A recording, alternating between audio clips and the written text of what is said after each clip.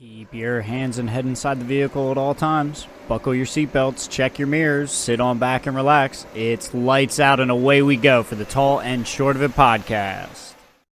Hello, and thank you all for joining us for the Tall and Short of It podcast, coming to you live from the Howling Abyss. I'm your host, Justin. And I'm Aaron. Welcome back, everyone. We've got a busy episode for you today. We've got the Emilia GP recap. We've got LCS finals. We've got LPL finals for you. We've got some Valorant Masters finals. And, of course, Magic the Gathering. So, a lot to get into today. Justin, how are you doing? It sounds like you're still riding that high from last night. I am. Every time I get a W, it keeps me awake in the best way possible, even if it's on an ARAM. So, that's where the joke came from at the start of the show. I'm doing well. Aaron, good to see you. How are you? I'm doing pretty good. It's been a good week, but it's getting a little busy at work. I've got a lot of new people moving in and lots of paperwork therefore, so it's just been a bit busy at work. But for my Rose, Thorn, and Seed this week, they are not work related. So my Rose and my Thorn tie together a little bit. For my Rose, me and the boys and our basketball team got a win yesterday in the semifinals of our basketball league, so we're going to the championship. So awesome and exciting for me because it's like, I don't know, I feel like we built some good chemistry with this team by keeping same people from last season. Having a lot of fun. I hit a couple 3-pointers, which ended up being pretty important in the game. So that felt good. I felt pretty locked in. So big Rose for sure. Finals next week. Hoping to have a similar result. My Thorn, though, is I got kneed in like the side to back of the knee, kind of. And so it's just probably bruised. It's a bit sore and a little swollen. So I was hobbling a little bit here and there today, but overall it's not too bad. It'll heal up. I've put some ice on it. Gonna do the same tonight. But yeah, so that's my Thorn. And then my Seed, Colleen and I got the keys to our new place. Our landlord said we can start like dropping off stuff here and there, and they're being pretty like lax about everything, which is nice. So I'll be, I dropped off a couple of bar stools that I got from work that they had left over, and so I took 2 of them in my car yesterday. I'm gonna take 2 tomorrow, and just slowly start transitioning stuff over to that new spot. So now, when are you looking to be in completely? So we officially are like taking over the lease on May 14th. So I'm hoping honestly by the 15th or the 16th to be completely over there, with only things here in this apartment being stuff that I'm selling or getting rid of, or trying to at least, until my lease ends here. So Sure. Very cool. That's super exciting, and it's nice that they're giving you the space to move stuff in, so it's not all just like big on one day. Obviously, You have to move the big stuff, but you can trickle in the little stuff that you don't need overall. Oh yeah, no, it'll make it a lot easier for getting a U-Haul. We can just do like probably one nice trip with a U-Haul to get everything over and be knocked out. So definitely happy to be started on that process. Yeah, that's awesome, and congratulations again. I know that's a big step. Yeah, it's exciting. So looking forward to kind of getting our place set up and everything. But yeah, that is my Rose, Thorn, and Seed for this week. Justin, what have you got going on? Tell me about it. So I'll start with my Rose here for this week. This past weekend was the Streets of New Capenna pre-release on paper. So all the local game stores across the country had pre-release kits and booster boxes of the new Magic set, like I said, Streets of New Capenna, and I was invited to play over Spell Table with Buddha and one of his buddies. His name's D, great guy. Shout out to him. And so I picked up two pre-release kits, one to crack some packs, one to, brew with and play. So you use the 6 packs that you get to build the best deck that you can out of like the cards that you get in the packs. And so the pre-release is always fun. You get to, play with the new cards, see all the new flavor, and it's always fun to play in this, like in the little sealed environment.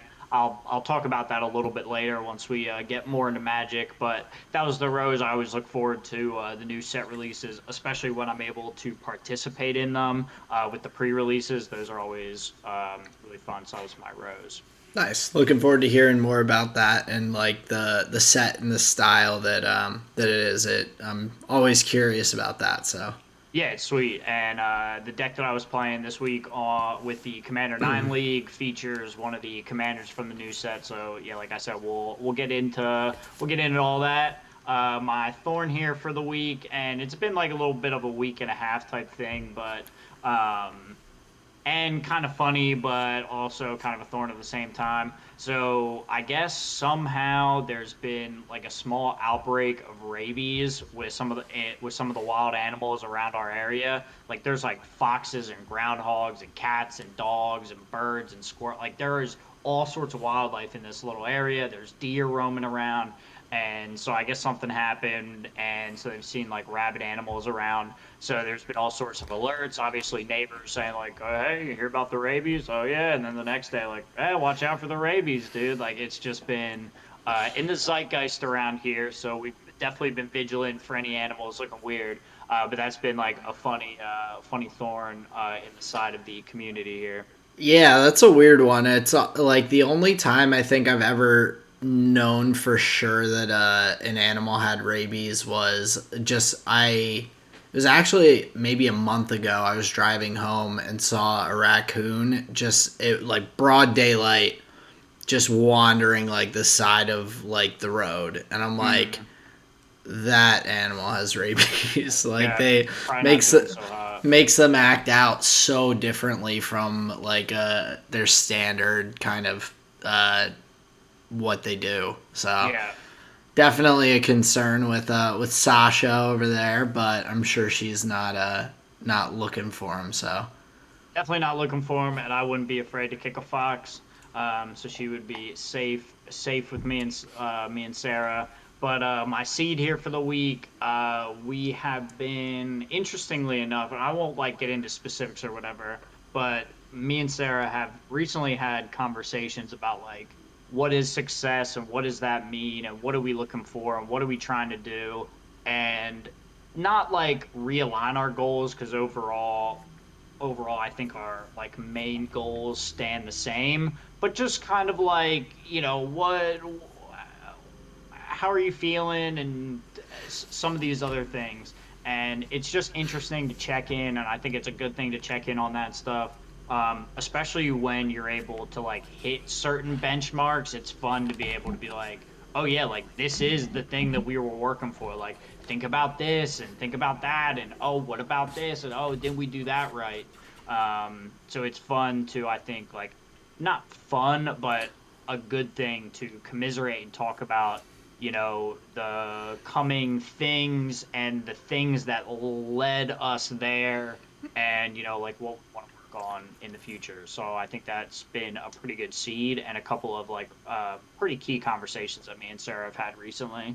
nice, and I mean, I would say that's kind of fun too. Like at least it feels good. Kind of Oh being yeah, for able sure. to look at that and kind of set new goals, like short term Mhm. goals, because you've met your previous ones and all. Like that's exciting. That's awesome stuff. Yeah, it's an interesting thing, and yeah, it's tough to like know what to do with it sometimes because I know an element sometimes that can come with a new thing or growing a thing or whatever, is this like weird like fear of success in a way where you don't know exactly what it's going to look like, what's going to change, what do you just how does the thing mutate over? So you're afraid of, changing even for an upgrade, So obviously all things to come, but that's my rose thorn seed here for the week. I'm looking forward to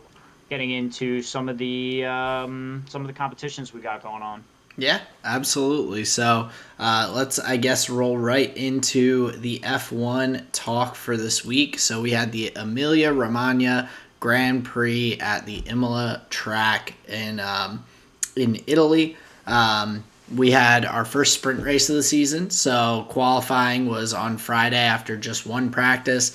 And as Justin referred to last week, rain definitely came into play quite a bit throughout the weekend. So made it for some very interesting laps. I mean, even looking at the qualifying, Q1 and Q2, racers are down in the 118s. And then the fastest lap on Q3 was 127.999 from Max Verstappen. So huge drop off because of the wet weather there leading into the qualifying. Yeah, big time. And it's interesting. It's interesting seeing how that tire strategy develops and the comms between the teams and what's going on, seeing all the shots of the radar. And that's actually a great point I wanted to bring up and this is something I learned this weekend, where apparently the teams have spotters up to like 4 to 5 kilometers out from the track in all directions, in like vehicles and in a tower and like up on top of a building with just like, binoculars and just looking up and like an umbrella and just saying like, oh, how hard's the rain hitting me? And they're piping all that data back. So not only do they have the radar, but they have like a perimeter basically, so they can say like, oh, hey, it's coming over me fast, it's this type of rain. And that hit me like a brick. I was like, That makes so much sense. I had no idea that they did that. well, and think about it, like that is such an ingenious failsafe, because if at any time for whatever reason that technology fails, the radar isn't that accurate, it's reading one thing, but it's saying no rain, but it's coming down in buckets. It's like, what the heck's going wrong? But you have this, network of people outside the range of the track saying like, oh, it's definitely raining here. So I just thought that was a fascinating thing, and like, of course, these teams are doing stuff like that.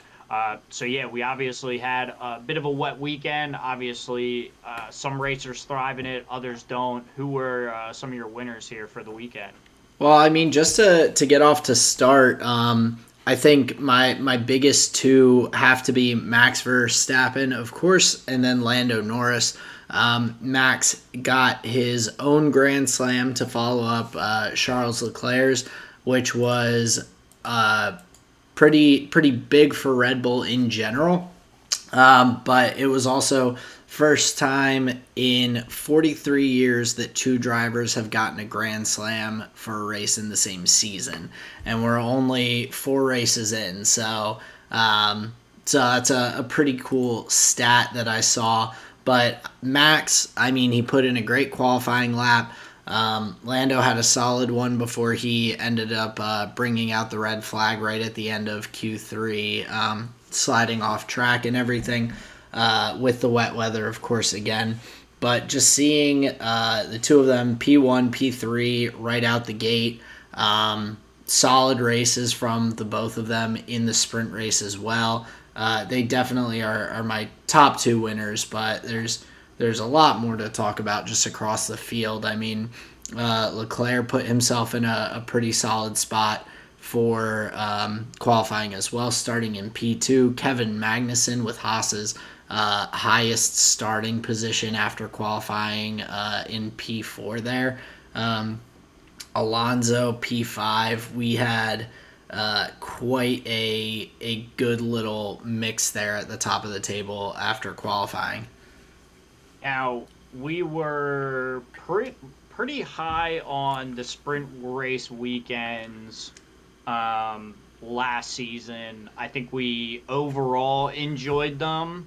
Now, after such a qualifying going into the sprint race, are you enjoying it as much? Do you think there's as much excitement there? I think I think there is. For one, I really like the readjustment of the points that are given out for the sprint race. So having the top 8 finishers receive points, I think, is a nice change as opposed to just first, second, third. So that is a solid part of that. The other thing that I just want to say about the sprint race in general is I just unfortunately think Imola was not the best track to have it because I'm not getting down on sprint races. I think just the choice of the track was a little bit less exciting than it could be because you really only end up with one consistent passing zone on the track, maybe two, but I think with so few areas to pass on the track and the sprint race being a shorter race than the full race on Sunday, of course, I think that it led to less opportunities for passing, for excitement, for people making moves. It still had its moments of entertainment and like intrigue and all, and I did enjoy watching it. But for the sprint races, I feel like choosing tracks that have more overtaking opportunities and things like that would be a bit more interesting overall, just because it does shuffle up that order a little bit more for the actual race.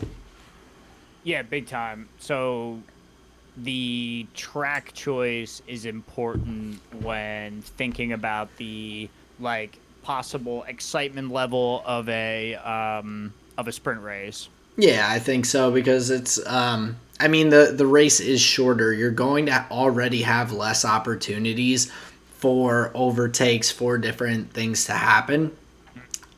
So you might as well pick tracks and circuits that are going to give you the most opportunity for drivers to take advantage of the short race and try and like do some interesting things. I mean, you're going through and you're having no tire changes for most of the drivers. You're just kind of running it. You have to give opportunities for it to get mixed up. Otherwise, it ends up being just like a little.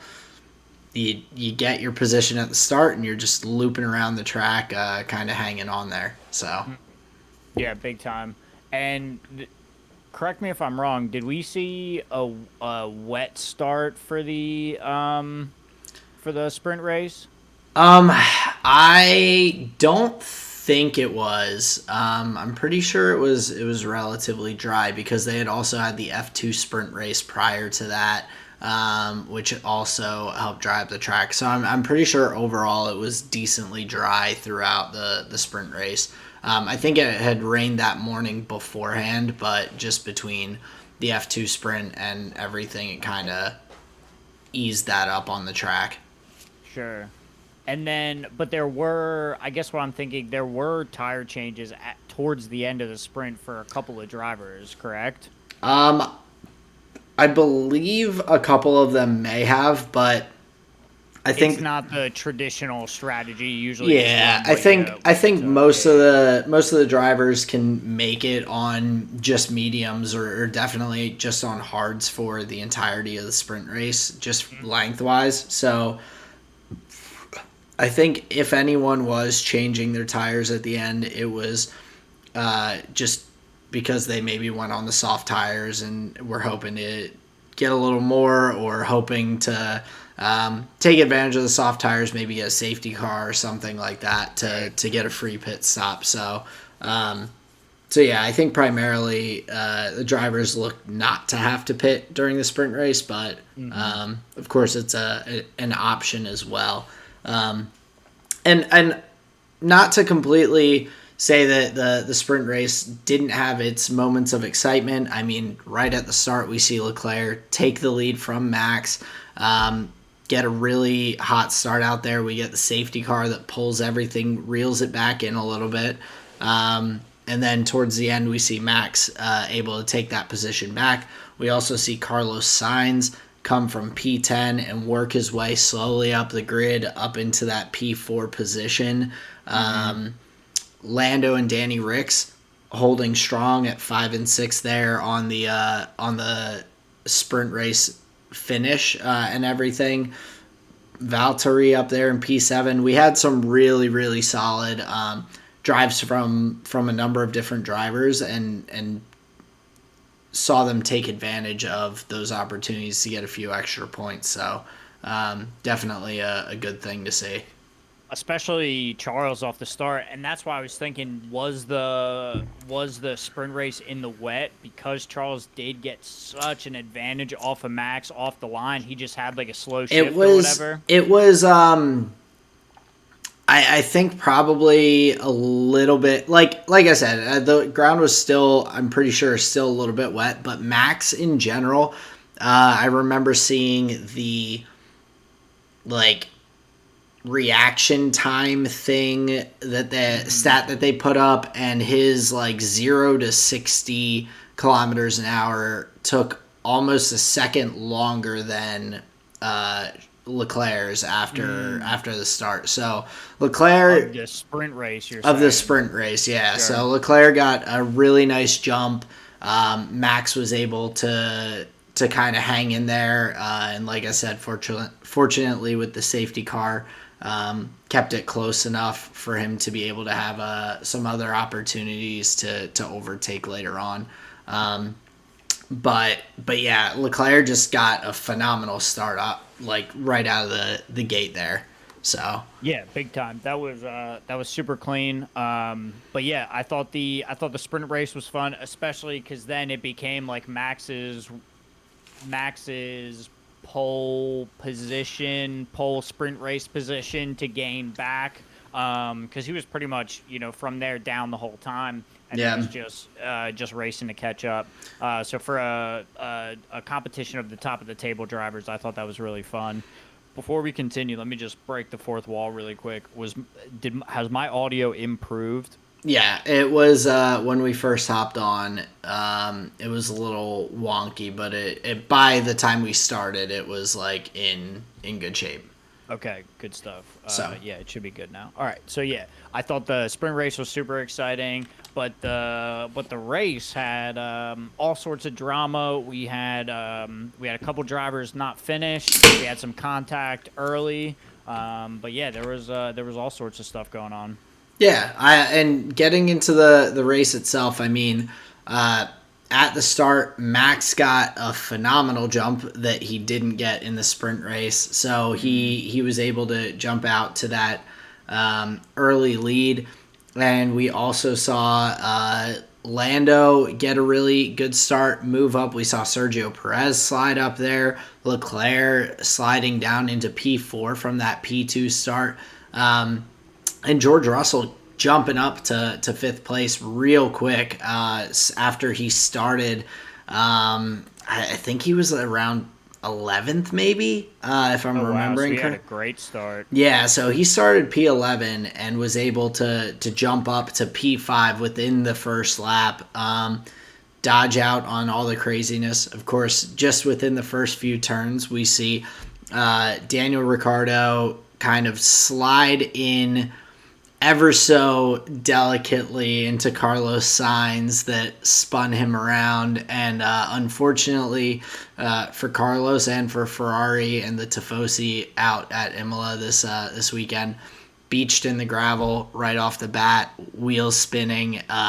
That's just it's a tough look. Like you don't want to see that, and Sainz has so far had some rough luck at the start of the season. That was no fault of his own. He got tagged on the back of his car with the wet weather, I think, not being able to have Danny stop quick enough behind him.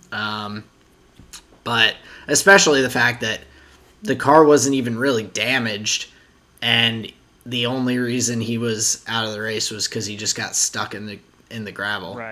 Right, and especially because Daniel Ricciardo was able to just go around, get into the pit stops, get a new front end, and just keep on keeping on. But yeah, that was the first nail in the coffin for Ferrari's weekend. Especially one that started off really well, like you said, with Charles having the P2. But yeah, there was contact early. They had a safety car. Come out, bunches back up the group. And the one thing I want to comment on, because we always really talk about it, where Lewis got Max on a restart, Max gets this person on a restart. Oh, it looked really good. They were pretty close. I thought Lando, and we talked about it on the Race Companion, Lando totally got caught in that scenario. Like, that gap opened real wide between Lando and Checo, and it was just like, not, I don't want to say like game over, but you could tell that the Red Bulls were way more comfortable in that restart scenario than McLaren or Lando in that position ever was. Well, and thinking about it too, so typically, like, in that kind of scenario, you're waiting on the front car to go. Like, we've seen it so many times where we have, like, say, Max in P2, whether it's Lewis in P1, Leclerc in P1. Max is, like, hanging there. He's like, okay, I gotta follow. I gotta be ready to go. Fucking Red Bull, like, they can know and communicate well and work together as a team. I didn't think about it during the race, but I'm sure that when Max is like getting ready to go, the pit wall is probably telling Checo, like, go now. Like, obviously everyone else on the radios can hear it, but all you need is that half a second that it takes to get that jump, and all of a sudden you've got a half a second gap further already, which is just immediately a big jump off a restart. So Lando definitely got caught out a little bit, and I think part of that is probably just due to Checo and Max kind of having that ease of communication between the two drivers for like a game plan that I didn't really recognize earlier. So. And another point with Lando that I wanted to talk about, going back and watching the race in 30 just to get the highlights, there was a moment where Charles Leclerc passes Lando after he dropped back, and it was later on in the race, and the crowd went nuts. And this is after Sainz gets, Carlos gets binned out, and it was because often you don't get the crowd shots. It's just like a lot of the race, and if you can see or hear the crowd, it's a bonus. But that was like, oh my gosh, these fans are lit up. And not that was like, Lando's fault or anything, but no, just like to the home crowd cheer, it was quite impressive. Oh, absolutely. It's huge when that stuff happens for the home crowd, especially when it's Ferrari. I mean, they have phenomenal fans. They've been they have a name. Everyone there is a lifer. They have a name. So it's definitely an awesome moment, especially after some probably frustration at the start of the race, to see Leclerc kind of climbing back and trying to get back into that position to get up on the podium. I'm sure the Tifosi would have loved to see that. Unfortunately, not the case. We see Leclerc kind of getting a little antsy, impatient, similar to what we saw with Carlos the other week when he dropped back at the start and then tried to make it up a little too quick and lost control of the car. We see Leclerc hit the sausage curb, go up in the air, and just lose it coming back down. And honestly, very, very fortunate that he was able to even continue after that, because he was so close to being into the wall. Well, I'm pretty sure he did make contact with the wall, but by the time he had slowed down, it was just a nice gingerly touch. But yeah, he really put it up over that sausage curb, like you said, and but was able to back it up out of the. Well, I don't know if he backed it up, but he was able to get it out of where he was and get it back on the track, and really, honestly, like pushed to. Obviously not the fame and fortune that he would have wanted, but a respectable P6 after many cars passed him while he was in the gravel. I'm pretty sure, I think he was down low as like 11 or 12, made it all the way back up to 6, which is pretty cool. I think he only made it down to 9th, but still, it was like from P3 to drop that far back in such a short like gap. That is a pretty bad spot to be put in. But yeah, like you said, 100%. Huge props to him for racing back. He got a couple of good passes there right at the end to get back into that P6 position. And he only had like 9 laps to do it or so, right? Or it was like something like that. 11. It was no, I think 9 was about right. I think it was like 10, about 10 laps to go when he spun. So huge props to him. And that shows the Ferrari pace. But the other thing I wanted to mention was the Red Bull pace also looked really good. And this is more sprint race related, but watching Sainz try and kind of go after Checo towards the end of the sprint race, Checo was really able to hold him at bay. There wasn't really any risk that I saw of Checo getting past. So I think that speaks to the Red Bull's improvements and upgrades that they brought in for the GP to try and continue those improvements as the season goes on. It looks like they ended up with a little more pace out of it as well. So yeah, big time. And they were able to make it through a race without any engine problems or DNFs. So that was really cool. And the 1-2 first time in somebody knows the date. I know it was said a bunch. 2016. 2016? Yeah. So it was their first 1-2 in 110 races. It was Malaysia 2016 with Gotcha. Daniel and Max finishing P1 and 2 respectively. So very cool. So yeah, cool. Then we had Lando P3 as well. Yeah, so Lando gets a nice little podium there. You love it, especially after, like we've talked about a number of times throughout the season so far, the McLaren starting off so rough and then getting kind of back into a good rhythm. Unfortunately, of course, with Danny Ricciardo tagging Sainz, pitting early, going for a second pit stop after that, he just ended up at the back of the grid and kind of hanging in there. But we also missed mentioning the other little incident that we had with Mick Schumacher tagging Fernando Alonso, damaging his side pod pretty badly and taking him out of the race. So that was our other DNF for the day. Yes. Fernando, he tried to make it through, and then down the straight, you see a giant chunk of side pod come flying off, and they were like, okay, time to bring it in.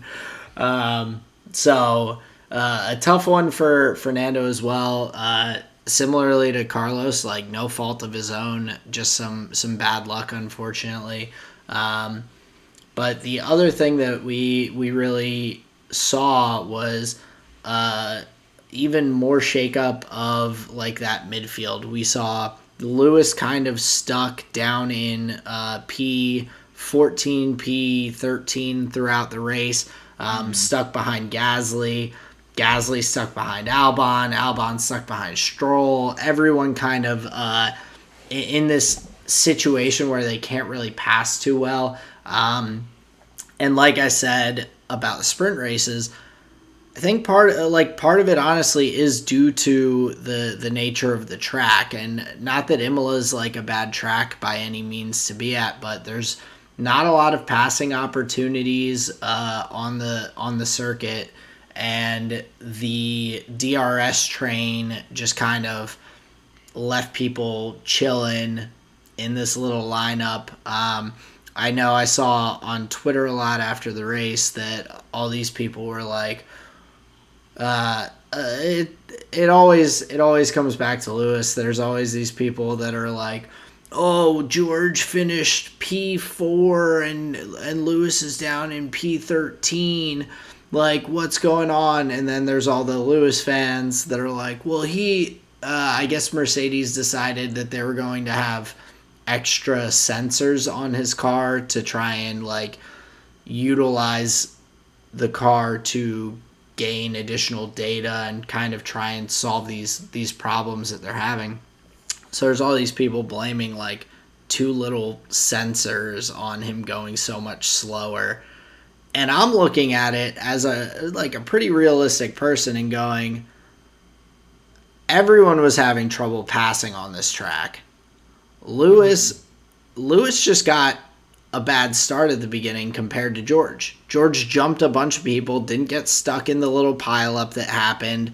Like, everything else shook out, and then there was very little passing from that point on throughout the race. Like, I didn't think... And then Gasly defends really well, too. Like, he drives a great race, doesn't make many mistakes. He didn't put himself in a position to make a mistake from Lewis, and give up the position. And the way I looked at it is, I'm sitting there and I'm reading this on Twitter afterwards. I'm like, no one was passing anyone. Like, the only people who were passing people was Leclerc, who's in the first or second fastest car after he dropped back on the grid and like needed to make up places, or like... That's like a rather spread out field. He's able to, get some, like, generate some lap times. He's able to, get an overtake, like DRS or two, get a back marker in here and there. Like, he has more opportunities to overtake in that scenario. Yeah, and I was that's the way I looked at it. I was like, I didn't think anything of, like, because George got up there from the start and just maintained throughout the race. Lewis kind of got stuck there at the start and just kind of was stuck there throughout the race. Like, I think we all know at this point that the Mercedes current car is not competing for the championship.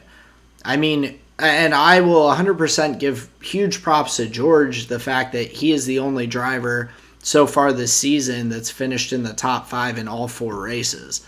Like, he's performing really well, but in huge part to, like, he's putting himself in a good position early on, and he's not making mistakes. Like, that's just kind of the way it's been so far. He's put himself in a good spot and just kind of hung in there. So... And I'm curious, so if you look at a bunch of the other vehicles, a bunch of the other cars on the field, you have the side pods with that deep scoop, and now that we've seen them across a couple of tracks, the no pod solution for the Mercedes is seeming more and more like far from the right setup. Well, I kind of am starting to wonder if that no side pod setup is part of the arrow that's causing a lot of the porpoising, because we're seeing that heavily on the Ferrari and the Mercedes, who both have gone with that no side pod design with the vents and the gill vents and everything on the side. Whereas, like with the Red Bull, where we're not seeing this porpoising be an issue, they have the side pods, they have the diffusers on the side that are generating some of that additional downforce and everything for the car.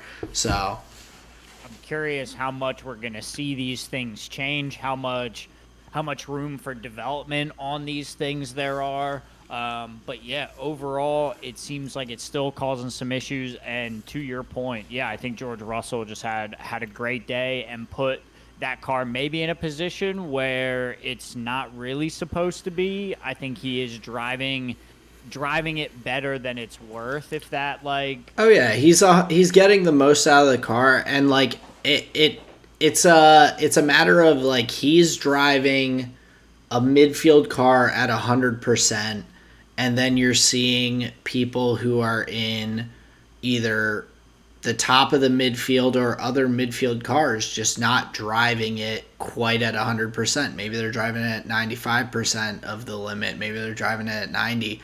But he's been able to get the most out of the car, and that has given him the leg up on a number of different drivers so far this season. And so I'm very happy to see him come into Mercedes and a pretty high pressure environment and all. Of course, I think the pressure has dropped now that they're just trying to figure things out.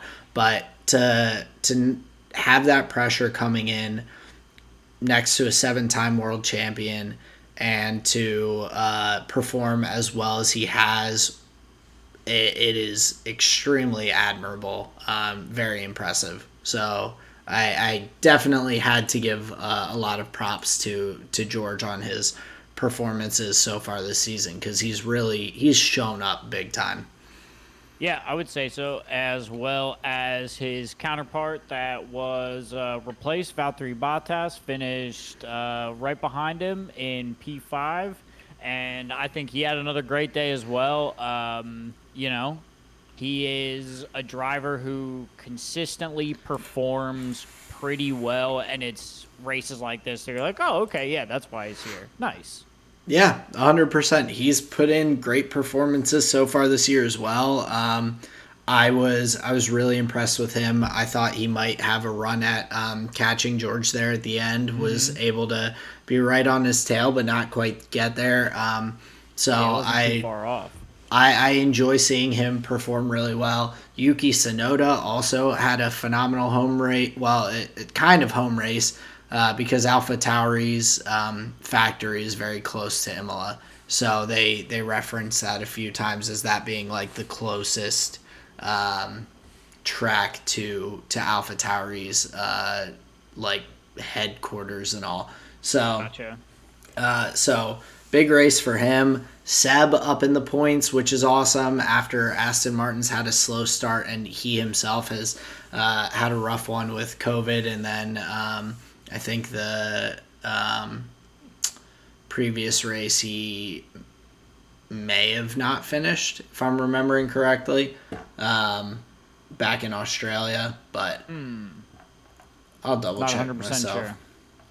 But yeah, great finish for him, P8. That was a great race for him and Aston Martin. I think Lance Stroll was also in the points, so a couple for them. Speaking about points, I thought it was funny that they were talking about like Max having the most winning points ever on a weekend. They were like 34 points or whatever. It's like, yeah, well, they didn't have sprint races that were worth 8 points, literally up to last year. And I get it, whatever, but it's just like, what a corny stat to like hang your hat on. It's the same kind of thing as when like in the LCS they're like, oh, like Cloud9 had a 26-1 split back in 2013 or whatever, and then they're like, oh, and Immortals is going after the best split in history, trying to go for the 18-0 or something like that. It's like they're playing different amounts of games. They're playing different amount, like everything's different. Yeah. So that's a funny record to hand out. Yeah, definitely an interesting one. But I very much enjoyed this race. It was exciting. I know a lot of people were excited to see the cooldown room being back at the end of races. We haven't seen that for the past couple of years because of COVID. So seeing the top three hanging out in that little room before the podium ceremony was a nice change of pace. I think that was both of our first time seeing that like live. I know both of us have seen incidents and different things from videos previously, but Right. It's the first time I've seen one live, and it was really funny to see them just kind of like recapping the race, just like overall being tired and just like hanging out, like looking at the screen, like oh yeah, like and just like what their reaction was to it. Because you had brought up a great point where they don't know what happened behind them. They were yeah, just fucking full throttle moving forward the whole time. yeah, they're They just don't have like the ability to talking like about it. They're tailor the like, tape, right? yeah, they're like, oh So that was yeah, pretty what fascinating. happened back there? Yeah, and they're like just going back and forth and like, oh, I saw that. Oh yeah, this happened and everything. It's pretty fun to see. Yeah, I agree. No hats. No hats were thrown here in this one. So yeah, another great race in the books. If you would like to join us and watch the race, there's a race companion for the race this weekend, or that was this weekend. So go check that out on YouTube. And then Aaron, I know you wanted to preface a little bit. We've got Miami coming up in 2 weeks, not this upcoming weekend, but the following.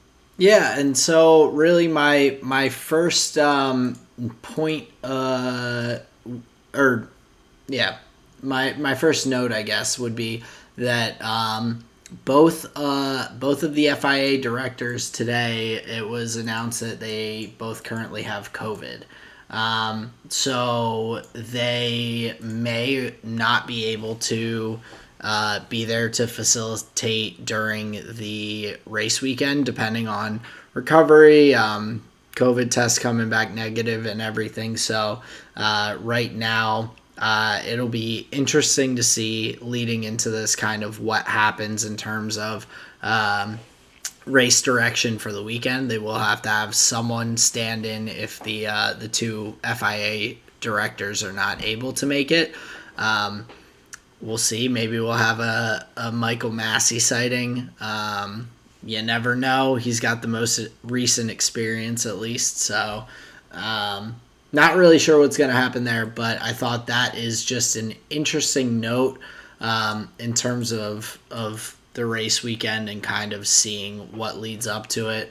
And then, of course, constructors and driver standings. Max was able to jump up to P2 after this past weekend. He's still 27 points behind Leclerc, so at least one full race plus fastest lap behind. But for the constructor standings with the Sainz DNF, Leclerc falling down the grid in the Red Bull 1-2, we have them just 11 points back in the constructors leading into that Miami Grand Prix and that exciting circuit down there in Florida. In hot Miami. Beautiful hot Miami. Oh shit, that's not the right city. Well, it is quite warm there, I imagine. So we can stick that. We can stick that hot Miami. Definitely gonna be hot down there. Nice. Hot and humid. That's gonna be my male stripper name once this podcaster gig falls through. Hot Miami. Yeah. It's a good one. Thanks. I'm a fan. Nice. I'll throw you a couple bills. Well, you can't throw it at me. You have to stick it in my waistband. Then I'm out. No. Fair enough, dude. But I know we've got some other topics to hit. What would you want to hit first for the League of Legends playoffs that we had? 2 finals. So we should probably just start with the North American finals, but before we get into any of this, honestly, I just have to comment on the fact that these fucking tournament runners haven't come up with any better way to sell the final stages of these tournaments. Literally everything is a final. They're calling it the lower bracket finals, the upper bracket finals, the medium finals. It's like, dude, we already have a term. It's called semifinals and then lower bracket finals. And even that is like egregious. So in a weekend where we're watching LPL, the North American LCS, we have the Valorant final, like even even in Valorant, there was the upper bracket final, the lower bracket final, and then the grand final. Literally, how many finals can you have before the tournament like actually ends? So that was just a point of like, who is writing this? I can do a better job, obviously. I But just we already have a term. It's called semifinals. well, yeah, we've got semifinals, we've got like two cold finals, we've got two hot finals, we have just right finals, we've got Goldilocks in the three finals. Like it's we've you've got a great point. I mean, like you're sitting here and yeah, you've winners bracket finals, losers bracket finals, grand finals. Like not everything has to be a finals. Semifinals is good. Goldilocks in the three finals. That is so funny.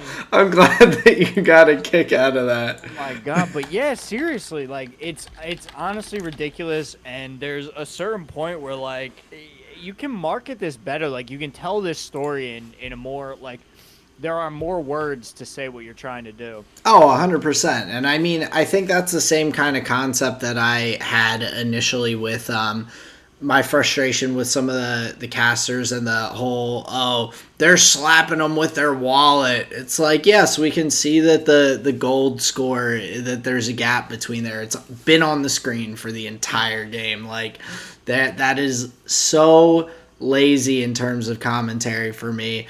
Like I've mentioned previously, put that into a quantitative stat. Say, because of this gold lead, this team hit this item breakpoint sooner, or that item breakpoint, or they were able to base right before this objective fight, or whatever. Like, don't just say, oh, they're slapping them with their wallet like it's some freaking like 1940s silent cartoon. Like, you have to be a bit more creative with that stuff. And going into this, we see the semifinals with Team Liquid versus EG first, before we got into the grand finals for LCS.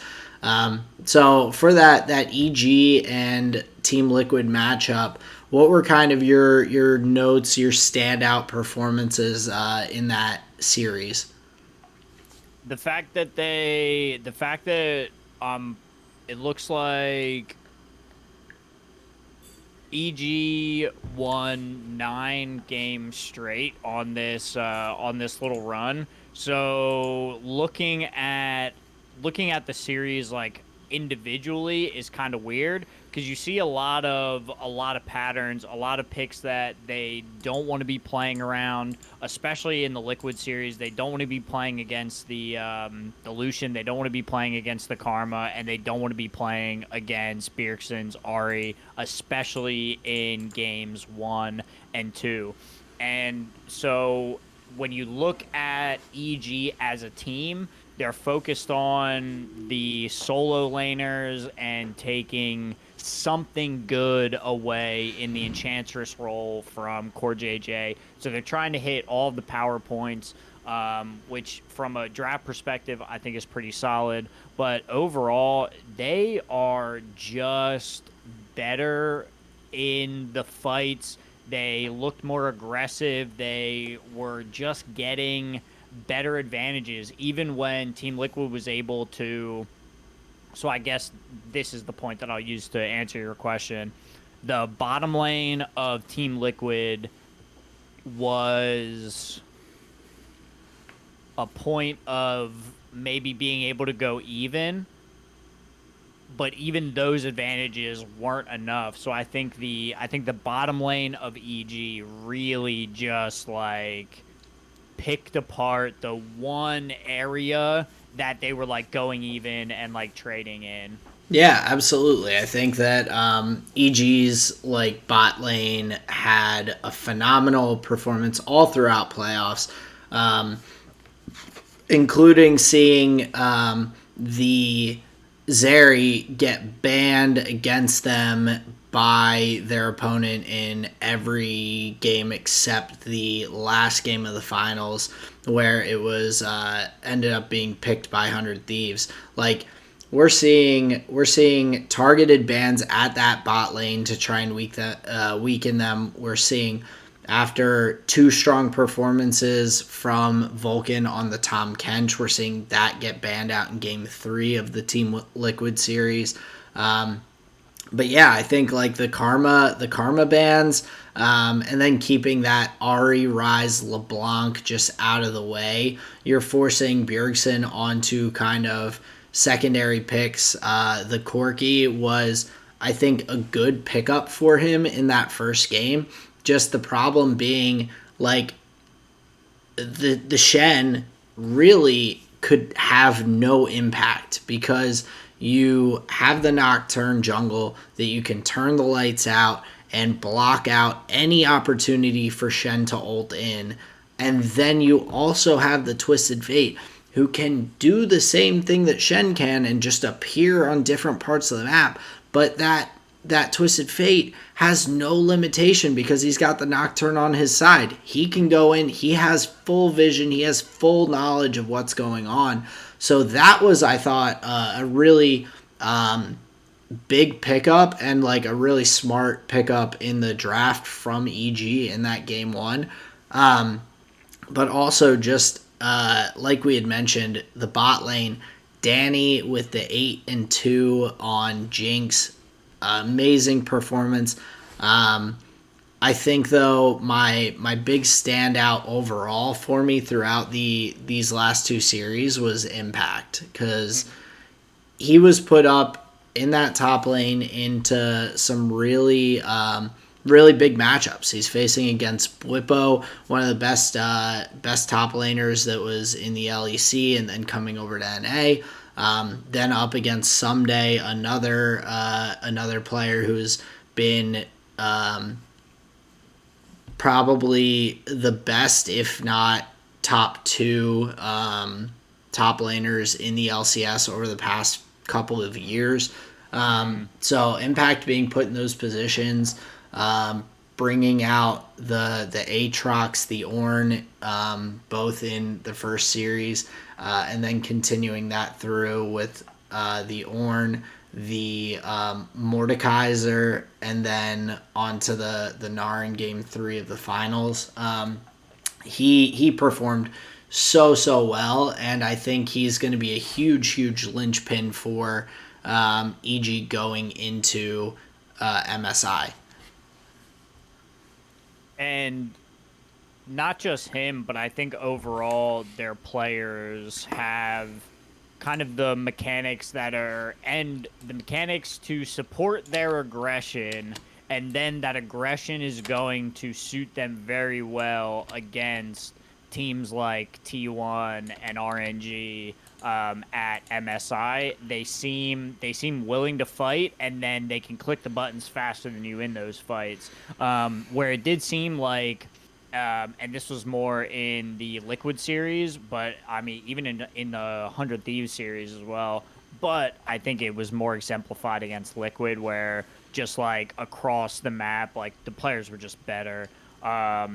There were a lot of fights where Liquid had great setup. They had a great teleport. They made the right play to engage the fight. EG was just heads up in their team fight, and were able to come out from like a lesser position or whatever. So there were like not just moments of like this, not just a straight up 9-0, but moments where the opponent actually had the upper hand, and they, pull the rabbit from the hat and get out from it. And so I think that's gonna, as you were saying, set them up pretty well moving into MSI, and it definitely helps having a, like you were talking about, Impact, a world class top laner. Yeah, and I think like just to continue on your point, their coordination was just phenomenal. Like, and that is why I honestly, like, extremely impressed with EG, and I think that they can have a solid performance at this MSI, like just based on the fact that they have Impact, who's playing really solidly in the top lane. Inspired was a all-around good jungler throughout the season, as well as these playoffs. His smites on contested smites were always very good. Jojo Pune has shown himself to be able to compete with the best in NA. And then the bot lane, Danny and Vulcan, have been performing just impeccably. Danny has been phenomenal, and Vulcan is constantly there by his side. So that coordination and, like you said, willingness to fight, willingness to get in there, makes it exciting for me, because I think that they have a lot of talented players that are also working together really well. And that is something that is that coordination and teamwork is something that you can't really quantify going into a tournament, but it makes me excited to see how they do. Definitely an awesome run through that lower bracket to get to the finals and run through and 3-0 the top 3 teams back to back to back in the LCS from the regular season. And then especially to come back in the finals, because I'm pretty sure it was 100 Thieves who sent them down there in the first weekend. Did they lose to them? So EG lost to Team Liquid 3-2. Okay. So Liquid put them down there, and then they got back. revenge in that lower bracket finals, semifinals, to go on to face 100 Thieves. So yeah, so EG made a phenomenal run. Looking at the finals matchup and everything, 100 Thieves, I feel bad saying it, but they just looked outclassed across the board, and it was, I think, in huge part to Danny and Vulcan. Danny had just a ridiculous series, and in that last game on the Xayah, his crits were just like chunking people. I'm watching team fights at the end of the series in the last game, and I'm just like, where did that person's health go? How are they dying that quickly? And even being up against the Zeri in game 3 of the finals, that didn't really phase them at all. Zeri's a strong pick, but he was really solid on that Xayah. Really impressive performance from him throughout that finals series, him and Vulcan. And I do really like to see, this is something that I'll bring up in the LPL finals as well. I'm really liking seeing the different champions coming out from Vulcan. We're seeing the Tom Kench, we're seeing the Nautilus, we're seeing the Leona.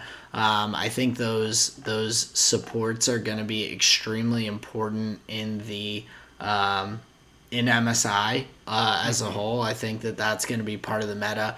And to see him looking so not just comfortable but good on that Tom Kench, that it's getting banned out in game 3 of the Team Liquid series, and then just him standing out on other champs throughout, that's going to be a big point of contention to see like what other teams kind of focus on in the pick and ban phase. Yeah, big time, because especially just like to focus on Tom Kench as a pick itself, it can take up space and also it can take space effectively and also save your AD, and especially on a team that is playing that likes to play the Jinx, likes to play the Xayah. Even though Xayah has self-peel, a lot of times you can be trading away the Xayah for an Aphelios or vice versa. So more than the Xayah, you like it for your Jinx and your Aphelios picks, but then also it's great for an engage. It gets tanky in the late game. So yeah, it offers a lot from the support position, and I think that's where Vulcan shines the most, is where he has onus over when fights start and where they start. Obviously, he looks great on the hook champions, but it seems like Nautilus right now does a little bit more than some of the other ones. His depth charge is just really good for starting fights, singling out carries. So yeah, I think Vulcan is looking super strong. Danny's very good, obviously. The way they 2v5 that Baron fight, I forget if that was in the Liquid or the 100 Thieves series. I think that was in the Liquid I series. think it was. But So. yeah, they were just really fucking good. Yeah, I mean, like extremely. I think that was game 2 of the TL EG series, because that was that another Jinx pentakill? A Yeah, 2v5, yeah. yeah. So I'm pretty sure that was game 2. But yeah, huge props to EG. Congratulations to them on going on to MSI. I'm looking forward to seeing them in the MSI group stages, and then hopefully going on into the brackets of MSI as well. So we've got a lot of excitement there. We've got a lot of excitement in the LPL final as well. We had RNG versus Top Esports, a rematch of their previous series that they had, where RNG won 3-1. Justin, kind of lead me into this. Tell me a little bit about how things shook out. So going into so I watched the series without knowing. I didn't get to watch it live, but I didn't know who won going into it. Same. I knew it was a 5-game series though. So that's always like super like interesting, is like knowing whatever, it doesn't matter. But Top Esports has never beaten RNG in 4 years. So this whole time, that stat is just looming, right? And previously, RNG beat them even more handily in the 3-1. Obviously, there were opportunities that Top Esports had advantages in those games, but 3-1, RNG took it. So we have a lot of history between these two teams and a brutal like recent result from them. Obviously, Top Esports did really solid work in getting back to the finals. But it was a grueling battle, I think, all the way through. There was a stat that came up in the first game, and this is just a point to RNG's playstyle and just one of their just really like key players in playoffs. Gala had a team damage percentage of 38.4. That's insane. This man is doing so much. Like, it is insane how much damage that is for the team. Yeah. So Well, I mean, thinking, that was one of the big points. I'm like, he was putting out a ton of damage in the earlier series as well. He was performing extremely well, so I'm not surprised as much as I should be by that stat. Like, that's a crazy stat. well, it's a stat that's like going to go under the radar because you just see it like that he may not be the one getting all the kills, you know what I mean? But he's definitely dishing out a lot of the damage. So we have a lot going into the final that is just like looming against Top Esports.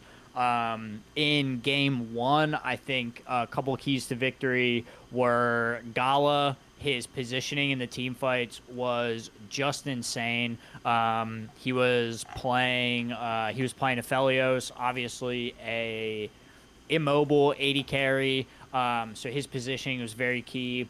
Obviously, the switch between all the guns is paramount in trying to deal maximum damage. So he was doing a great job, and the engages from Bin. This guy is such a heads up top laner. His teleports are insane. So I think that really gave the advantage to RNG in game one. Obviously, Top Esports has their advantages a lot of times. Top Esports is taking the advantages in the early game. That's where a lot of their gold's coming from. But what we'll see, and this is in the highest level, we've seen this across the playoffs in LCK, LPL, LEC. The top teams, the way they're getting their gold and not going down in gold is trading objectives. You saw Top Esports and RNG, they trading a dragon for a Rift Herald, trading that turret for a second dragon and a push mid. Like they were always trying to get something done on the map where their opponents weren't. So that's what led to these like actually incredibly tight games all of the way through. Yeah, and looking at game one, see, this is where I wanted to bring in that point about the support picks. I mean, Top Esports hung in there for that 36 and a half minutes is a pretty long game in the current state of League of Legends and everything. That's a decently long game. Opportunity enough for multiple Barons, a Dragon Soul, all of that to happen. I think Mark picking the set in that game was just abysmal for their team as a whole. The only support ban you have in there is the Rakan from RNG's side.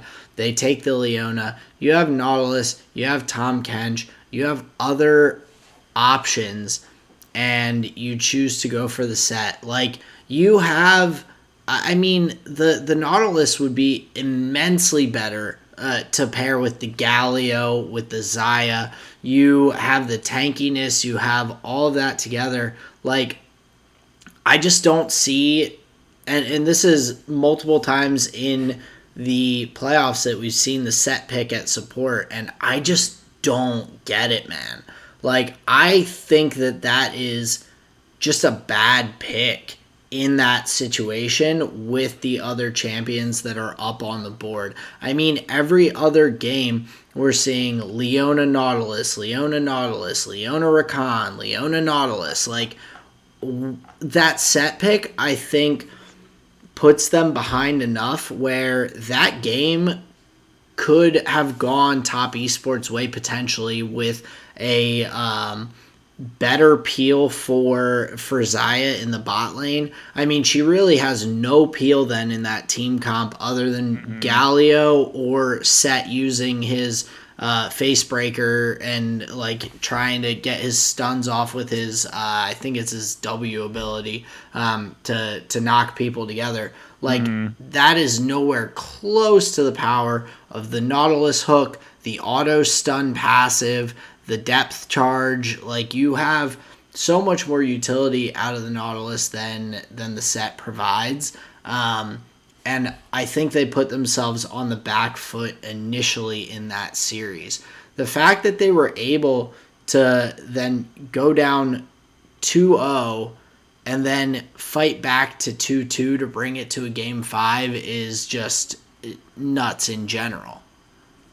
Yeah, especially from like momentum perspective, it is I've never been in that position, but I can imagine it's immensely difficult to pick yourself back up. And then going into game 2, surprisingly, there was only one pick difference in the team comps. They traded out mid lane pick. So obviously the teams felt very comfortable in what they chose. It was just gameplay errors. Although I think we went without the set in that game. But yeah, I think overall the set did more previously. I like his abilities. They seem to do okay, but I think what really sent him over the top when he was being seen played all the time back in LCK was his damage numbers were like more tuned in the like OP direction. So you got a great kit with a bunch of base damage where you don't need all the damage items that you would get from the top lane or right. Like some weird like counter pick mid matchup or whatever. So you just get this like pseudo tanky kind of engage that has to leave your AD carry to go find somebody. So it's like it's overall not that great. So I would definitely agree with that.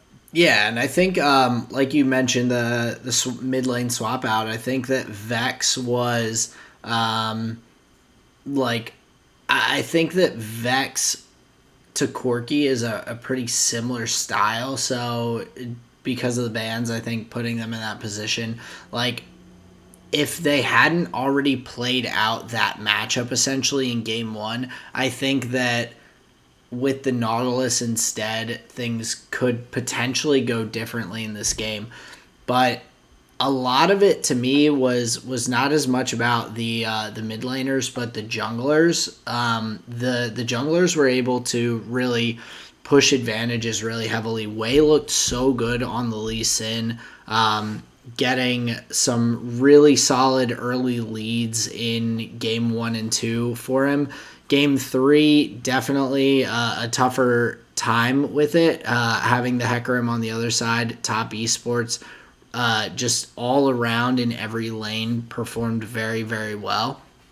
And so the league couldn't have as much of an impact as it had early on. But Wei, he didn't go away. He performed very, very well in game 5. Then after the series coming to that final one on the Viego,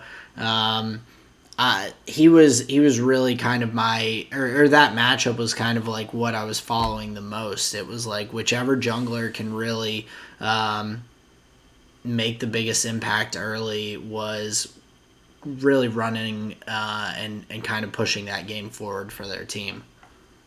Oh yeah, big time. I mean, that's like, especially when the lanes are so even. Unless you're getting like these big teleport into the bottom lane plays, like most of these players were going even for the most part. There was some like really interesting teleport stuff going on from the top lane. But one of the things I wanted to focus on moving like further down the series in game 3, the Draven pick just flipped the whole thing on its head, and then it came alive in the game too. Like he got his first cash in the bottom lane, and man, it was off to the races. So it was fun to see. So we try two similar team comps. We thought we had it. We'll swap up the support pick, and then and then we'll try something else. But then they really flipped it up. Then they're like, all right, now we're gonna go for this. So it showed, and obviously that pick is just hyper aggressive. That's the thing that you go to that you're like, we are trying to kill you, and it is just like obviously a highlighted thing that you're trying to do, but man, did they execute, because all of their advantages came through the bottom lane, and then and then as the casters like to say, we had a series on our hands. Oh, absolutely. The Draven was a huge pick, and I love seeing different players bring out those unique picks that are not necessarily meta, but they're still strong if you have the right comp, if you can play it well. Well, and it's high risk, high reward, which is super exciting. Yeah, and I mean, I love to see that. I mean, you're going into game 3, or sorry, yeah, game 3, and you're down 2-0 already. It's like, Got hey, to try something. yeah, give it a shot. Like, try and swing the momentum in your favor, and like getting a huge win there, with a really great performance across the team. Like, that's a good thing to see, and to kind of get some motivation going into the rest of the series. So I totally agree with that. Like, you have to shake things up, change it, and just kind of see what happens. I thought that getting the Rise pick was also really important and valuable. Rise is so strong right now. I mean, we're seeing it banned out pretty much across the board in like most of the other regions. We're seeing Well, that even in the RA, LPL, it's banned a lot too. yeah, banned very heavily. Really, really great to take advantage of that in that game 3, and to bring it back to 5 games. The final game from Top Esports, the picks, I was just not super impressed with. I thought that they had shown some solid performances on other champions. So breaking out the Ziggs there at the end, I was a little like, not super thrilled with that decision. Didn't work out for them. I can definitely understand where they were going or what they were going for with some heavy engage and some really strong poke from the Zoe and the Ziggs, but it just wasn't enough there in the end. So, And maybe it would have been if RNG's team comp wasn't able to just fight when they wanted to, and especially with some of the like. This was the game that I think Ben really shined. Obviously, I think he was playing strong throughout the series overall. I think he had a lot of great moments, but Game 5 was where he just like some of those teleports were just total ankle breakers for top esports. Like the one where he came in, I think it was somewhere around like 15 to 18 minutes around like the second or third dragon. He just teleported to a ward that was just sitting in the mid lane, and that just fucking ruined their day. Where, you know, the rest of RNG's pushing from the one side, and you have an invulnerable Jax just hopping on your carry. Like, and then on top of it, they found who am I looking for? They found the Zoe every single time. Like, it just was not pretty. And yeah, so that Game 5 was just a dismantling, and I think a lot of it was in part to like just the great team fighting and just the great engages between Bin and the mid laner for RNG on the Vex in that game, getting that long range shot and then the fucking Q in. So many times they were just getting nuked, and it was like, oh. Yeah, and the Vex, the fear is so strong on that champion. It's going to be exciting to see that on the international stage. Speaking of MSI, so Xiaohu making it again to MSI with RNG.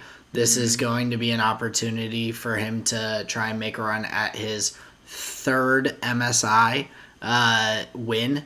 So he won 2018 MSI. With what team? With RNG. So holy shit, because last year was RNG too, right? Yeah, so they beat Kingzone. Dude, they are the mid-season kings. Yo, that is actually kind of sick. Yeah, so he, as a mid laner, beat Kingzone Dragon X back in 2018. Then last year, as a top laner, beat Damwon Kia in a series 3-2. Wow. Now back in the mid lane, going into MSI once again. So the man has, I think, it more MSI wins than anyone else. I don't think there's anyone else who's gotten 2. So, wow, yeah, that's pretty solid. Yeah, and they really did it. This was quite an exciting series and quite back and forth. Obviously, two games. But in the match point, yeah, the team fighting from RNG just came alive, and I think Xiaohu and Bin were just so locked in together, man, on their target selection. Yeah, and my apologies. Ming also was on both of those teams with Xiaohu, so so sorry, Ming, my bad. But going into MSI, we've gotten the full breakdown of groups. The group draw happened. We have groups A, B, and C. Group C only has 3 teams, which we ended up with EU and NA in there, along with Team Order, who is coming out of Oceania. So 2 teams making it out of that group. So EG and G2 and Order are all there. In Group B, we have the Istanbul Wildcats coming from the TCL, PSG Talon coming back from the PCS. We have Red Canids from Brazil, and then RNG coming from the LPL, of course. And then Group A, we have Detonation Focus Me from Japan. We have the Saigon Buffalo coming in from Vietnam. We have T1, and then we also have Team AZE or A's from Latin America. They are a Mexican team. So that Group 1 with T1, I think is going to be an interesting one to watch to see kind of who the second team shakes out. Because I think we're all expecting T1 to be the heavy favorites coming out of that group. But between Detonation Focus Me of Japan, who had a decent performance at Worlds last year, and these two teams, Team A's from Mexico, Saigon Buffalo from Vietnam, I think we're not fully sure what we're going to be able to expect, at least you and I. I don't think have been keeping up with those regions to see what those teams have been doing. So I think that'll be a fun group to watch and see how that shakes out. Yeah, big time. Obviously, we have a lot of data on Detonation Focus Me, or at least, we've seen them at international competition. So just like with a blind eye, I would say them just on name recognition. But yeah, we may see some interesting stuff come out of these other regions. So definitely looking forward to MSI, I believe May 8th. Yep. So we have May 10th through May 29th. So we'll have group stages that are going on. Then we'll end up with the knockout stages. So group stages will bring the top 6 teams into stage 2. Stage 2 will have a round robin that will get the top 4 teams. Those top 4 teams will go into the semifinals and then on to the finals for MSI. Very cool. Where we'll see maybe, Zhao Hu and Ming defend their titles. Maybe we'll see T1, just keep on winning. But yeah, I think it'll be a fun tournament. Absolutely. So a lot to look forward to with MSI, but that kind of wraps us up for the spring split for all of the League of Legends before this midseason tournament. We've got all the teams. We know who's going to be there. So keep an eye out in the next 2 weeks or so. That's going to be starting up, and we'll look forward to having you all join us for all of those games and excitement. So yeah, be sure to stay tuned for any future episodes, or I should say all future episodes in the next couple of weeks, because we will be eyes glued to that tournament when it's going on. But another tournament that we were very keen to watch was the finale of the Valorant Champions Tour Masters Reykjavik Grand Final between Optic and Loud, 2 teams that did a lot of work throughout the rest of the tournament, beat some pretty heavy hitters. But interestingly enough, it was not a grand final. Didn't go all the way. Optic took it in 3 games. yeah, and really impressive from them, especially seeing them pull out two overtime victories, getting their win on Ascent, and then going into Bind and Breeze. Those matchups were really, really close. From watching, I was very impressed by Aspis from Loud. He was looking really strong throughout, but Ye from Optic was disgusting. Him, and then right in the last map,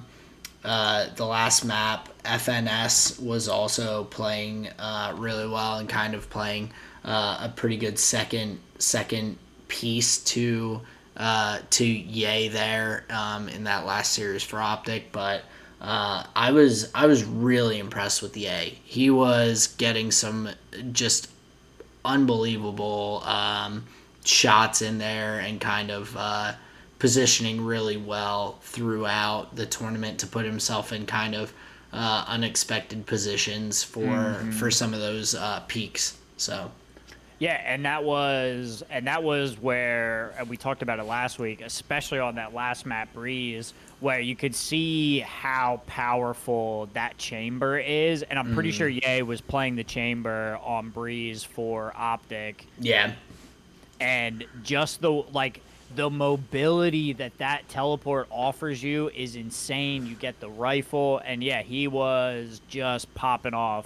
And and just like even earlier in the series too, with some of the op kills that he has, and obviously they're the ones that are supposed to be cleaning up. They've got the fingers, they've got the hands, but yeah, he is something impressive to watch. Gives me vibes of like watching Nats from, I'm pretty sure Gambit, I think is who he played for. Just some dudes with a lot of skill, and yeah, both. I think Ye is fun to watch from that position. Although the player that really stood out to me, and maybe they were just like mentioning his plays more, was Marv's from Optic. I think Yeah. a lot of his decision making in game was surprising, and to the degree that he was able to be in positions that his opponents did not expect and just get some really good angles. Yeah, and he ended up being the MVP of the series and of Mm, the grand finals. So he 100% had a huge part to play. I feel like FNS he was consistently really good. FNS and Ye were just both the kind of guys that I was able to look for those exciting pop off kind of right. performances in a round where Marv was just solid, holding everything down really well. But Ye and FNS were able to get those 3 pieces, 4 pieces, and everything throughout in different rounds to kind of have those exciting moments similar to watching the excitement I would get watching like tens and kind of Sure. those that just excitement.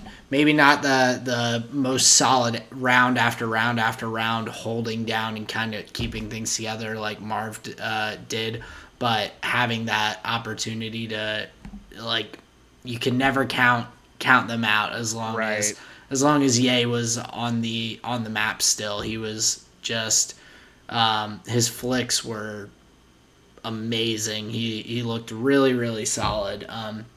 And so I didn't really expect it to be this 3-0 series, especially after Loud won the semifinals 2-1 Hmm. to make it to that finals, sending Optic down to play Zeta Division, who we had talked about last week. Yep. Yeah, it was kind of interesting in that sense because yeah, I expected, to be fair, I expected it to go the distance. One of the things I wanted to talk about in game one, I think my understanding of the game and noticing like what teams have in mind, um, depending on like looking ahead on rounds and whatnot. And there was a round where they had the possible like they had the option to pick up an off the ground for their carry player, but they left the op on the ground and let it go to the next round because the Jet planned to not buy or do like a sheriff buy because she had her ult, so she was just going to use her ult and like save on the econ. And I noticed them not take the op like right at the end of the round. I was like, that's interesting. So I just looked right at Jet's inventory. I was like, oh shit, okay. And like before, I was very just like round to round, didn't see like the story that was going or like think about the econ much or whatever. But that Yeah, was a moment where I was like, oh, okay. So these players are like, there's some, I mean, obviously, but like you're I could seeing the feel the wheels layers turning. of yeah, you're seeing the layers of like planning and gameplay because I Exactly. mean the whole thing with the Jet having the ultimate and everything is you're kind of going pretty aggressive with that on the ult. You're trying to look to get some unexpected dashes and try and hit those quick shots with the ultimate. So the potential to drop that op and give it right back over is so Mm-hmm. much higher right there. So Mm-hmm. so I think that's a interesting kind of thing that even in their mindset there they're like, yeah, we don't want to risk like handing this back over for free. Like Mm-hmm. we're winning on the econ right now, so let's just push this forward kind of thing. So Exactly. Yeah, so it was fun to get like just a little insight into like the strategy and the comms of what these teams are doing. And then in game 2, just like the mid-round calls, there is the one round where they faked the plant. They had the Viper pit up. They literally run out of the teleport, loop back around and like go to plant on the same exact site, and it messed up Loud just enough where they were able to like push back on the site without without aggression coming from Loud, and just like that heads up thinking, getting everybody on the same page. Because like they would talk about in League all the time, where sometimes it's not about making the right play, it's about making the play together at all being on the same page. So 4 of you don't go left and 1 of you goes right, and it's like, well, now it all fell apart. yeah. Even if you all die going left, well, at least you did it together. And Optic, they all did it together. They got the plant, they got the round win, and it's just like, oh my god. So not only are these guys like good mechanically, they're creative, and I think that is the adjective that I keep coming back to when watching and playing Valorant is creative play, and like making your opponents like have to expect the unexpected. And so yeah, that macro play on the bomb round was super exciting. Yeah, well, I mean, it opens up so many more opportunities for the team. Like you have the options when you're able to use unexpected positioning, put yourself in unexpected crosses for getting shots in as people are coming out of around corners and everything. Like you're putting yourself in that position, and you're now making them think, oh, what if they're there again? Oh, and then you can decide, oh, I can take this position again, I can take the standard position, and they are thinking about additional things and kind of putting their own play into question a bit. And so that alone, just being able to use that creativity can be so big for propelling your team forward and taking advantage of miscues from the other team, then just not knowing what to expect, or kind of not being prepared. Yeah, it's like mind games, and like how much information are you going to bleed? If you bleed the same information, you'll make them think this like you're doing the same thing, and you can iterate on that. Like the round to round iteration is just insane from the teams, and watching it play out, and like it's amazing. It's amazing that anybody can get out Oh, two, it's 3 rounds ahead. so impressive. Especially on attack rounds, like watching the teams get attack rounds is like, oh my god, because they have to put so much work in, use like all of the utility, all of the tools available to them. So yeah, I think it was super exciting to watch. And like you had alluded to right back at the start of the conversation, is Optic did it in overtimes. It wasn't like it was like this clean sweep. Like the teams were going back and forth. It just went their way. Yeah, but really solid from them. I was impressed and enjoyed kind of going through and watching that play throughout that series. I got to go back and watch a little bit more of some of the other games, but that was it was an exciting finals. Like Loud played very well, but Optic just had the upper hand and was able to get the best of them there. So How much, and this isn't like to the players or anything, how much do you love those casters? oh, they're so Honestly, good. Like they're oh phenomenal. man. Everyone's on point. Everyone's like really smooth. They seem to have really good synergy and everything on the desk as well. Like Yes. they're phenomenal. Riot. That's one thing that I like always will continue to give props to Riot for in terms of their development of casting talent, and all. Like other things, like there of course been those incidents where they've let certain casters go that I think a lot of people kind of wonder about, whether it was Joe and D-Man or Doa and Monty, but they have consistently been able to bring up new talent in the casting area, whether it's play by play, whether it's analysis, and have some really exciting and interesting casts, and really good talent on the air. So I completely agree with you. Yeah, it's a really fun cast, really fun tournament. Looking forward to. I think there's going to be one more stage, and then the Champions tournament. That's like far down the road, but yeah, always interested in tuning into the big Valorant tournaments when they come around because those final rounds, like the quarters and the semis, those are super exciting, high level gameplay, and the casting is like really exciting and fun to listen to. So yeah, overall, really enjoyed that final. And any other thoughts on that? No, I think that covers Valorant. We're going to take a quick break, and then we'll be right back at you with some Magic the Gathering in just a moment. You got it. Yeah, so I just wanted to talk a little bit about the pre-release that we did this weekend. So I'll start with Friday because that's where my Streets of New Capenna experience started. So I ordered a couple pre-release kits. Went to go pick them up on Friday, and so Do the you idea order through a was local store, or do you like? How do you do that? Symbiote's Collectibles. There's a local game store that sells them. They have a good selection of singles as well. I can get like any like deck boxes, any sleeves that I need.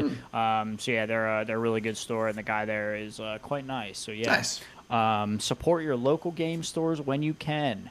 So yeah, I ordered my pre-release kits from there and was super excited. I got one to just crack open, see what I got, and the other I wanted to keep sealed.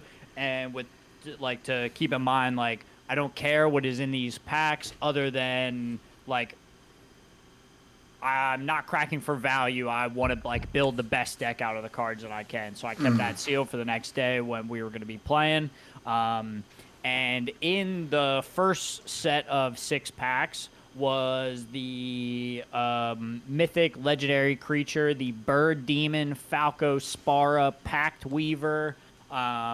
So that is where I was brewing all weekend. I was pulling cards out to put that commander deck together. Was that the only like legendary creature you ended up with that could have been a commander, or did you have any other? Or well, I guess are planeswalkers There are some that able you to can be? use. Okay. Some, if they say it on there, and there's only a handful that are. But I think that was one of two. The second one wasn't that interesting, but this guy was right up my alley. He was a color that I haven't built in a long time. The creature type is amazing, bird demon. So the idea behind the set, Streets of New Capenna, on the Streets Yes, of New and this Capenna, is what I there wanted to are know.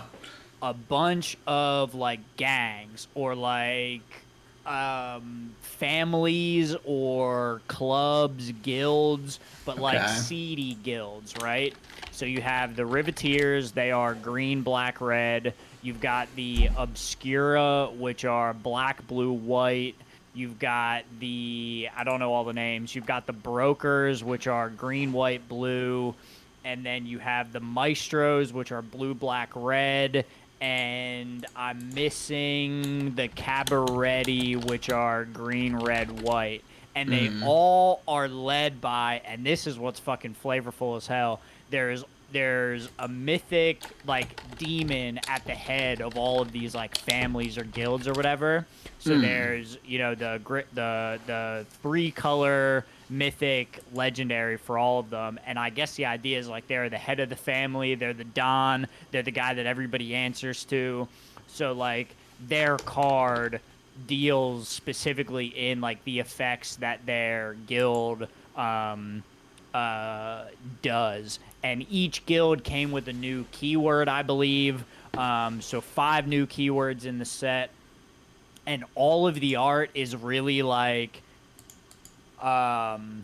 Are each of the like guilds very similar, but like Oh no, they're the very flavorfully different. Like the well, no, no, no. one, I mean, like each of the like all the ones in the same guild like are like one style, and then all the ones of the next one are like a different style. And oh yeah, yeah, yeah, and they all like have a very different vibe to them. So yeah, all super flavorful. I love the art. I love the idea of like it's all a bunch of just crime related stuff. what is this West Side Story? Well, kind of, yeah. Like one of the cards is called Whack, and it's just like if it targets a white creature, destroy it. Just super like on the nose. Yeah, yeah. Like well, stop. Just like very like crime on the nose Yeah. stuff. Like there's a removal spell called Endless Detour that Okay. tucks a thing and it's got a picture of a car. And just thinking of that idea, like picking someone up and just driving them around forever because like you're trying to waste their time because you're like robbing them or whatever. So just some really super flavorful stuff. So I was Nice. very excited to pull one of the mythic demons to build around. Because I honestly wasn't in the market for a new commander deck, but because I pulled him, I was like, well, I got to see if I can build it, right? So that was super fun. I also pulled one of the tri-lands from the set, which I was super excited about. So they count as the basic land type, so you can tutor it up with a fetch land, but it counts for all three colors, and you could also cycle it away. So it's a land that is also a forest, a swamp, and a mountain. So if you have for example, like a wooded foothills that says search your library for a forest card, put it onto the battlefield, you can go and tutor up this land that counts for three different land colors. Is that the Terramorphic Expanse? No, that would be the Zayatora's Proving Ground or they're called triomes or the cycling like three cycling lands. They are so fucking good. I pulled the Jund one, the Zayatora's Proving Ground. So super stoked. Gotcha. So this is all just to talk about packs. So the first six packs were amazing for value and like oh sick, like pulling like things that I would have wanted.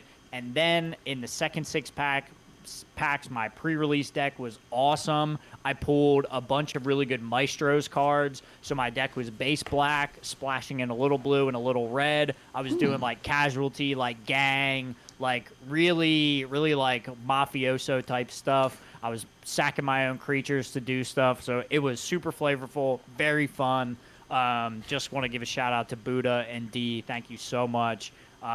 It's a blast. I look forward to doing it again. Very But yeah, cool. these pre-release weekends are always so much fun getting to just like engage with the set in just the new fun way and like it's all just those cards, so it's all very like flavorful and whatever. So yeah, I love pre-releases. Well, I think it's a great way to learn new cards that are coming out too. Like you're Hmm. sitting there and you're using just those and you're reading them each time. Like there's interactions and stuff like that. And like each time someone plays, you're like, oh, like what does that do? And you're able to look at it. So that's very, very cool.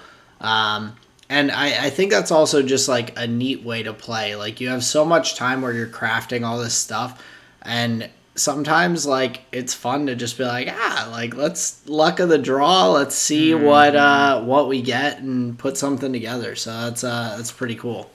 Yeah, and like I said, the other fun element of it was pulling the commander out. So not only did I get all the fun of the pre-release, but then also throughout the rest of the weekend, I was able to brew with this new commander in hopes of being able to play with it on Tuesday. Which Oh I yeah. got some 3 games in on Tuesday with it. It played really well. It was super fun, really flavorful.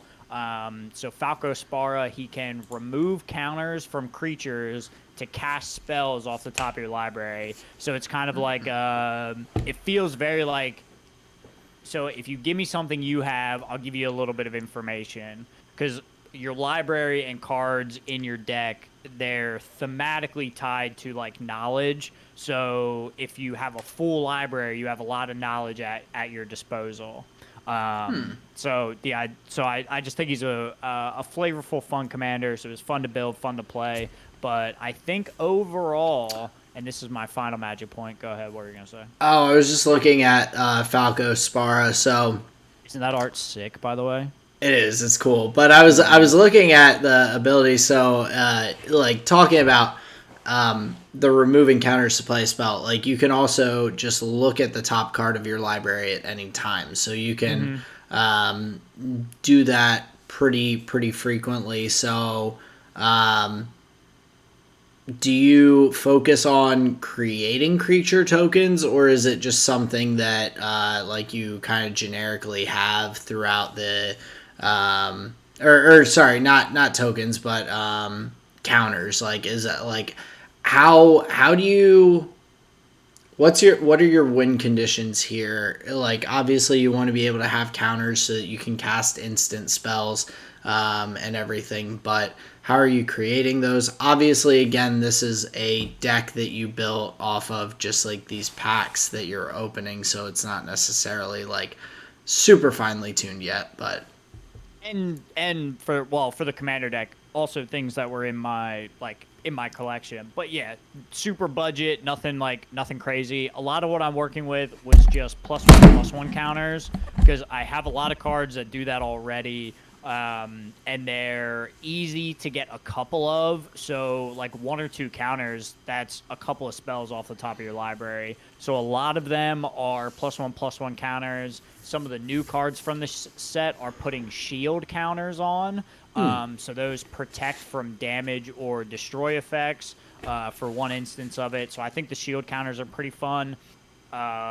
Although you don't really want to be removing shield counters to pay for things, so you want to find other ways to get counters on your things, maybe like a vigilance counter or a flying counter or whatever it is. There's a couple of new cards in recent sets that put different kinds of counters on your creatures that aren't just the +1/+1 counters. But gotcha. that's what a lot of it is. Just because you can get a lot of them pretty quickly, and then you're like paying for a bunch of spells in that way. So mainly my win conditions are just trying to grow a bunch of big creatures, and I do have a bunch of flyers actually. So I think like big flyers with +1/+1 counters would be like my main win condition strategy. Okay. And yeah, it played great. The thing that I added today, I added 3 I added 1 removal spell, 1 board wipe, and 2 like blink effects, so I can either protect something or like rebuy an enter to the battlefield effect. Like if it enters the battlefield with 5 +1/+1 counters and there's only 1 left, I can get all 5 of them back in that way. Nice. So I made some swaps already. It was really fun to play. But yeah, he's a really cool commander, and I didn't expect to have a new commander deck here. Very nice. That's awesome. So, really cool that you got to play that. So it was Streets of Capenna. Yeah, Streets of New Capenna. Streets of New Capenna. So check out those cards. Lots of good stuff in there. It sounds like from what you're telling me about. If you're into like mob and like family mafioso, I mean, if you I'm like sure. Goodfellas, But I'm this sure deck's there's great. also like good cards that are going to be able to be Sure. utilized throughout. So Sure. so check it out. See what you can do to get crafting, get brewing with your decks at home, everyone. But Justin, any other notes from Magic before we head Just on? one. Go for it. So because that deck is super budget, guess who didn't win any games? Me. So I've decided that I have enough commander decks. I'm gonna just start playing the like tried and true ones, the ones that I know can like actually win games. Because it feels like I definitely put myself at a disadvantage playing like new brews and everything because I know they're not really gonna win. I just want to test them out. I want to play them. I want to play that commander. But overall, I think I'm gonna edge the train in the direction of I kind of want to win some games. So Well, that's yeah. I think what I'm gonna do. But you can always mix it up here and there and see how it goes. Like Exactly. and then when the new box comes out and there's all sorts of new stuff coming in, then can mix it up again. And obviously change my mind and and make all these reasons as to why it's allowed. Yeah, But yeah, that's all. But it's good to get some games in on some of the commanders that you're wanting to play more competitively, and also I definitely see where you're looking there. But good stuff from the Magic the Gathering world. So Yeah, I would say so. It was a lot of fun. But yeah, that's all I'll say about MTG here. I'll just run through my flavor of the week here, and we can get the people out of here. I'll start with my visual medium because it's a joke. So in the Infinity Saga, we reached Age of Ultron, which I think is the one that I've seen the most. But the revelation that I did not have on every other watch was the guy who plays Ultron is a main character in another show that is just the worst fucking thing ever. He's the main character in Blacklist. He's like the guy.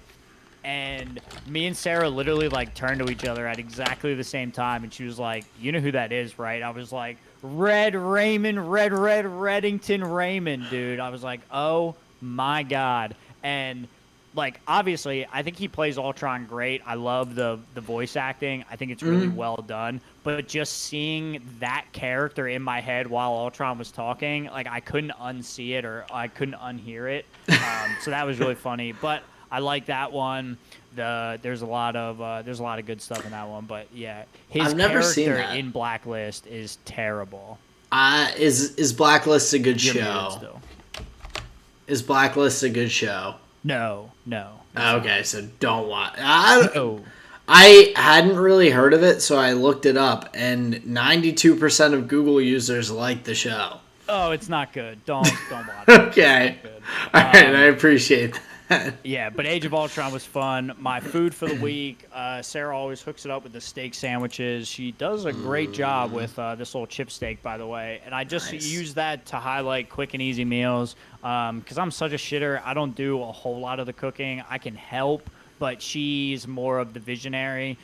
So I like when she has like quick and easy meals that she can go to that are just like really tasty as well. So the steak sandwiches are very cool. And then my music, I've got one of your favorites. I was listening to Pablo, and god damn does it slap every single fucking time. Dude, that album is so goddamn good. I like no offense to Kanye, but like after that, like that was my favorite Kanye album. It still is. Like I think it still might be mine. I mean, he has some great albums, but like since then, it's always so tough because when someone puts out something that's just a fucking banger and you like love so much, anything after that you have a super critical like view of. So I definitely do have a critical view of Kanye's newer releases, but Sure. I say that as a note that just like I fucking love Pablo, and it's not intended to be a knock to any of his other work. It's just that album, it's amazing. I love it. It's a knee slapper to be fair, and so that was my flavor of the week. Yep. So I'll take us out with mine. So for my food this week, Colleen and I did some mussels and then blue cheese burgers. So mussels are one of our go-to like little snacky appetizer things because the grocery stores by us pretty frequently have sales of them where you can get like a pack for like $3 or something like that. It's a bunch of mussels, and we just throw them into a pot, add some butter, add some fresh garlic, some different spices, get that all cooking up, a little white wine to throw in there as well for the sauce. So solid. And then the blue cheeseburgers, I love blue cheese, and we had some really solid burgers with that as a nice little topping on top. For this past week, we did that a couple times. For my music, I've just been listening to a little bit of like heavier stuff, whether it's like heavier rap, heavier like punk rock music, different stuff like that. Kind of gets me like amped a little bit. I was listening to that before a basketball game. I like to hype myself up a little bit, so music definitely does that. And for my visual medium, my 2/1 shows are Survivor. So we just wrapped up season 7 of Survivor that Colleen and I were watching from old like throwback ones that I'm trying to show her some of the classic seasons. But then this past week for the current season of Survivor was also very entertaining, season 42. It's something we like to enjoy and watch. So did you just say season 42? Yeah, man. 2 a You're year. lying. No. You're lying. 2 seasons a year since 2000. It's... Oh my God, dude. And you're at season 7 and you plan to get all the way? Well, no. There are certain seasons that I want her to see that are like classic seasons. To some extent, like, because there are like players who have come back for like all-star seasons or like different ones that they've done. So I didn't want to like jump into, because some of those all-star seasons are like some of the best seasons of Survivor. And so I didn't want her to just jump into this with all these people who are returning players without ever having seen any of them. So I'm like, I gotta get her to see some of the old seasons that are like have some of the best characters and all. So we just wrapped up one. We'll probably start another one, but I've been watching Survivor since I was like 6 years old or something like that. So Gotcha. for me, it's like, food. yeah, exactly. It totally is. And so I'm enjoying like getting to share that with her. She's enjoying it as far as she tells me, at least. And and so that's my visual medium for the week. But that does bring us to the end of this week's episode. Thank you all again for listening, checking us out. You can always find us on Google Podcasts, Spotify, YouTube, Twitter at Tall and Short of 1, the number 1. Look out for more race companions throughout the season for F1. We're really happy to be putting out that content as well, along with the podcast each week. So we really appreciate everyone checking that out and coming to listen and hang out with us. So just wanted to follow up on that and say thank you, everybody, so much for listening. Thank you for spending your time with us. Thank you for just listening and enjoying the show as much as me and Aaron do. New episodes every Thursday. Come check us out. This has been another episode of the Tall and Short of It podcast. Peace out, everyone. Later.